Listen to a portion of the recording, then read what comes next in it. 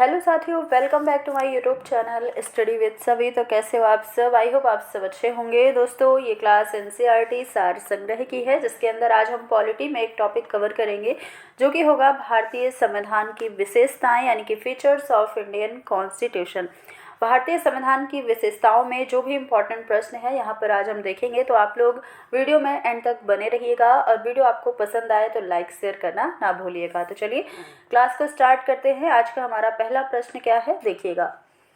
पहला प्रश्न है, संविधान में हमारे राष्ट्र का उल्लेख किन नामों से किया गया है? तो यहाँ पर आंसर हो जाएगा इंडिया, दैट इज भारत, यानी कि इंडिया अर्थात भारत। इन नामों का उल्लेख, हमारे राष्ट्र का जो इन नामों से उल्लेख किया गया है भारतीय संविधान के अंदर।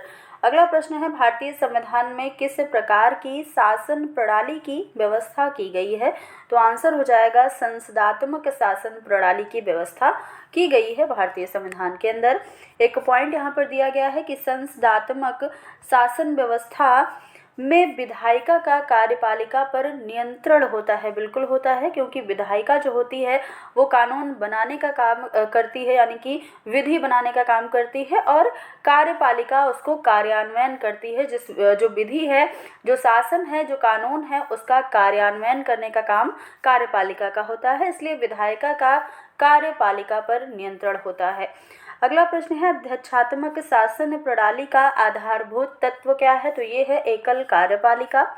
भारत की संसदीय शासन प्रणाली एवं ब्रिटेन की संसदीय शासन प्रणाली, इन दोनों के बीच अंतर का मुख्य बिंदु क्या है? तो यहाँ पर मुख्य बिंदु जो है इन दोनों के बीच के अंतर का न्यायिक समीक्षा माना जाता है। अगला प्रश्न है कि भारत का संविधान परिसंघीय है और यह किससे निर्धारित होता है? तो भारत का संविधान परिसंघीय है, ये बात निर्धारित होती है केंद्र और राज्यों के बीच शक्तियों के वितरण से यहाँ पर निर्धारित होती है।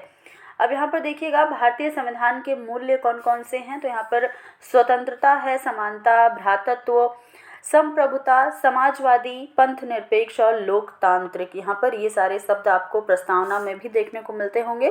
तो ये सभी भारतीय संविधान के मूल्य हैं। अगला प्रश्न देखिएगा, नीति निर्देशक तत्व तथा मूल अधिकारों को संविधान की आत्मा किसने कहा है? तो एक प्रश्न ये बनेगा कि मूल अधिकारों को तथा नीति निर्देशक तत्वों को संविधान की आत्मा किसने कहा है? यहाँ पर ये प्रश्न है ग्रेनविल ऑस्टिन, इसका आंसर हो जाएगा, क्या हो जाएगा? तो ग्रेनविल ऑस्टिन इसका आंसर हो जाएगा। इन्होंने संविधान की आत्मा कहा है मूल अधिकारों को और नीति निर्देशक तत्वों को। अगला प्रश्न है, मूल संविधान में कुल कितने अनुच्छेद और कितनी अनुसूचियां थी? पिछले हमने क्लास में अनुसूचियों को डिस्कस किया हुआ है कि कितनी अनुसूचियां हैं, किन अनुसूचियों में कौन सा विषय है, कितने अनुच्छेद हैं। ये सारी चीज़ों को हमने पिछली क्लास में डिस्कस किया है। आपने अगर उस वीडियो को नहीं देखा है तो जाकर जरूर देख लीजिएगा। वहाँ पर अनुसूचियों यानी कि शेड्यूल के बारे में सारी बातें हमने की है। अब बताइएगा, मूल संविधान में कितने अनुच्छेद हैं और कितनी अनुसूचियाँ हैं? तो यहाँ पर 395 अनुच्छेद थे मूल संविधान में और 8 अनुसूचियां थी, ये आपको ध्यान रखना है। वर्तमान में कितनी अनुसूचियां हैं? तो 12 अनुसूचियां हैं।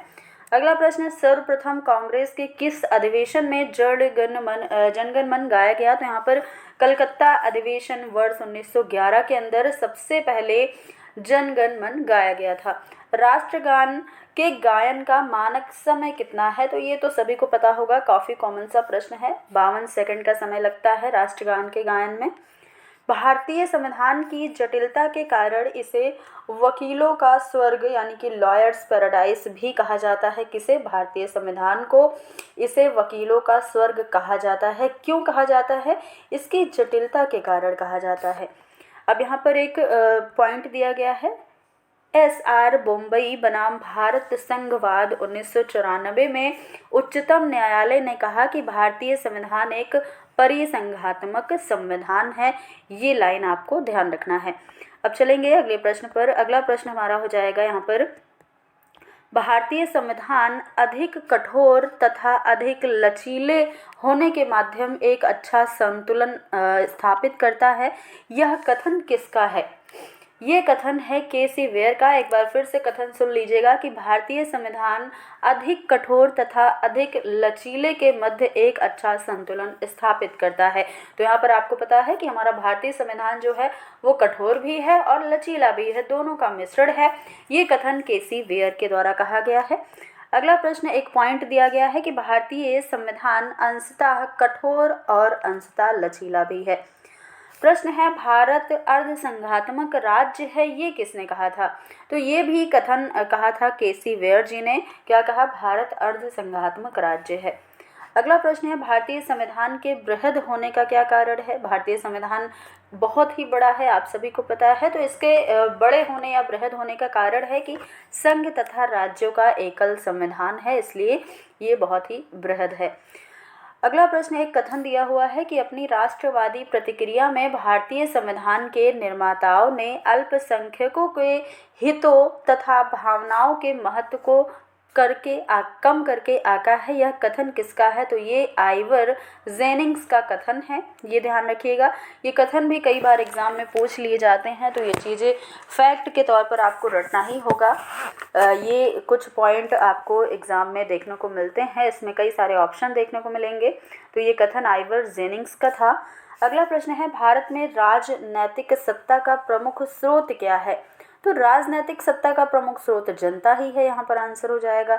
अगला कथन है कोई भी संविधान कितना भी अच्छा क्यों ना हो, यदि उसे क्रियान्वित करने वाले बुरे व्यक्ति हैं तो संविधान भी बुरा हो जाएगा। यह कथन है डॉक्टर भीमराव अंबेडकर जी का। संविधान को संघात्मकता के तंग ढांचे में नहीं ढाला गया है, यह कथन भी डॉक्टर भीमराव अंबेडकर जी का ही है। भारत की स्वतंत्रता के बाद भारतीय राष्ट्रीय कांग्रेस को एक राजनीतिक दल के रूप में भंग कर दिया जाना चाहिए, यह सुझाव दिया था महात्मा गांधी जी ने। भारतीय संघवाद को सहकारी संघवाद यानी कि कोऑपरेटिव फेडरलिज्म किसने कहा है? तो ये कहा है ग्रेडविन ऑस्टिन ने। अध्यक्षात्मक शासन प्रणाली में कार्यपालिका की समस्त शक्तियां किस में निहित होती हैं? तो ये निहित होती हैं राष्ट्रपति के अंदर। पॉइंट है मौलाना अबुल कलाम आज़ाद ने संविधान सभा में वयस्क मताधिकार यानी कि अडल्ट फ्रेंचाइजीज को 15 वर्ष के लिए स्थगित करने की बात भी की थी। ये एग्जाम में प्रश्न बन सकता है कि किसने बात की थी? तो मौलाना अबुल कलाम आज़ाद ने बात की थी। कितने वर्ष के लिए? 15 वर्ष के लिए बात की थी। किस विषय में? वयस्क मताधिकार के विषय में। अगले प्रश्न है, बहुत ही कॉमन से प्रश्न यहाँ पर दिए गए हैं। भारत का राष्ट्रीय पशु कौन सा है? आप सभी को पता है बाघ है। भारत का राष्ट्रीय पुष्प कमल है। भारत का राष्ट्रीय पक्षी मोर है। भारत का राष्ट्रीय ध्वज के चक्र में कितनी तीलियां हैं? तो 24 तीलियां हैं। तो ये सारे प्रश्न को लेकर के यहाँ पर भारतीय संविधान की कुछ विशेषताएं थी जो हमने यहाँ पर देखी हैं। तो आई होप आपको ये वीडियो अच्छी लगी होगी। वीडियो अच्छी लगी तो लाइक शेयर कर दीजिएगा। चैनल पर नए हैं तो चैनल को भी सब्सक्राइब करके जाइएगा। फिर मिलेंगे अगली वीडियो में कुछ नए टॉपिक के साथ। तब तक के लिए धन्यवाद।